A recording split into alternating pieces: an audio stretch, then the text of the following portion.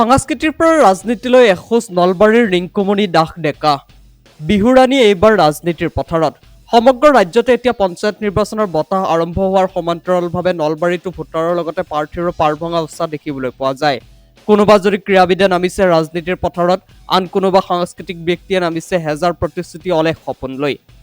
ঠিক তেনেদৰে নলবাৰী জিলাৰ নদ্দি গাঁৱৰ বোৱাৰী ৰিংকুমণি দাস ডেকাই ৰাইজৰ মাজত ৰাইজৰ সেৱাৰ মনোভাৱেৰে ৰাজনীতিৰ পথাৰত যুদ্ধদেহী ভাৱেৰে নামি পৰা দেখা যায়। 2001 চনত ডিব্ৰুগড় জিলাৰ কেন্দ্ৰীয় বিহুত বিহু সম্ৰাজ্ঞী বঁটা পাবলৈ সক্ষম হোৱা ৰিংকুমণিয়ে ধৰ্মপুৰ জিলা পৰিষদৰ কংগ্ৰেছ দলৰ জিলা পৰিষদৰ সদস্য হিচাপে প্ৰতিদ্বন্দ্বিতা কৰাৰ সুযোগ গ্ৰহণ কৰে।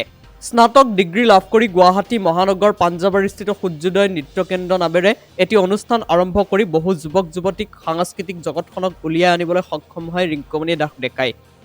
তাৎপৰ্যপূৰ্ণ কথা যে ৰিংকুমণিৰ এই যাত্ৰাৰ প্ৰতিটো খোজতে অনুপ্ৰেৰণা সাহস যোগাই আহিছে তেখেতৰ সমাজ হিতৈষী স্বামী হৰেকৃষ্ণ ডেকাই। ৰিংকুমণিৰ এই প্ৰাৰ্থিত্বক লৈ পশ্চিম নলবাৰী অঞ্চলজুৰি আনন্দিত হৈ পৰা দেখা যায়।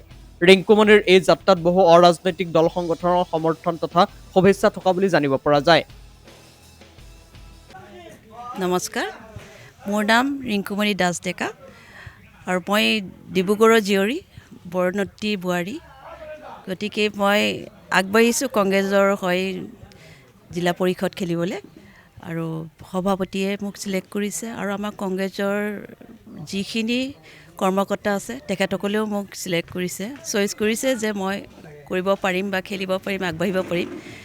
সেইকাৰণে মই আগবাঢ়ি আহিছোঁ। গতিকে এতিয়া সকলো ৰাইজক বিনম্ৰ অনুৰোধ, তেওঁলোকে যাতে মোক সহায় কৰে আৰু আশীৰ্বাদ দিয়ে, মই যাতে ভালকৈ আগবাঢ়ি যাব পাৰোঁ, তেওঁলোকৰ হৈ কাম কৰিব পাৰোঁ। আৰু মই যেনেকৈ এজনী মাইকী মানুহ হয় ইমান কামৰ মাজতো মই ওলাই আহিছোঁ ৰাইজৰ কাৰণে। মোৰ নিজৰ কোনো কাম নাই, কিন্তু মই ৰাইজৰ কাৰণে মই ওলাই আহিছোঁ, ৰাইজৰ হৈ মই কাম কৰিম। গতিকে সকলো ৰাইজে যাতে ওলাই আহে, যে তেওঁলোকে সকলো অভাৱ অভিযোগ যিখিনি প্ৰব্লেম আছে সকলোবোৰ যেন মোক আহি জনায়, মই তেনেকৈ আগবাঢ়ি লৈ যাব পাৰিম। এতিয়া ওপৰত কি গণ্ডগোল আছে সেইটো মই নাজানো, কিন্তু গৈ সেই ক'লেহে মই গম পাম। বিহুৰ ৰাণী হয় মই, বিহু হয় বিহুৰ ৰাণী।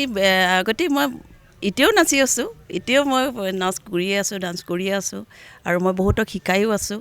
মোৰ স্কুল এখন আছে সূৰ্যোদয় নৃত্য কলা কেন্দ্ৰ গুৱাহাটী পাঞ্জাবাৰীত।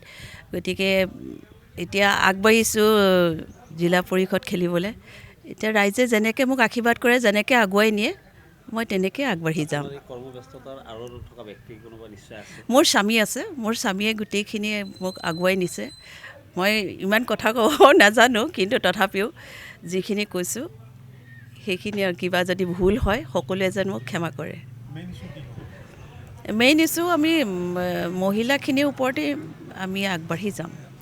মহিলাখিনি যিখিনি অভাৱ অভিযোগ আছে সেইখিনি আমাক আহি জনালে আমি সেইখিনি তেনেকৈ লৈ যাম। আগতে জিকি লওঁ, তাৰপিছতহে এইখিনি কি ইছ্যু কৰিম সেইটো পাছত চিন্তা কৰিম, কিন্তু আগতে জিকি লওঁ। সহায় কৰক আমাক। ধন্যবাদ।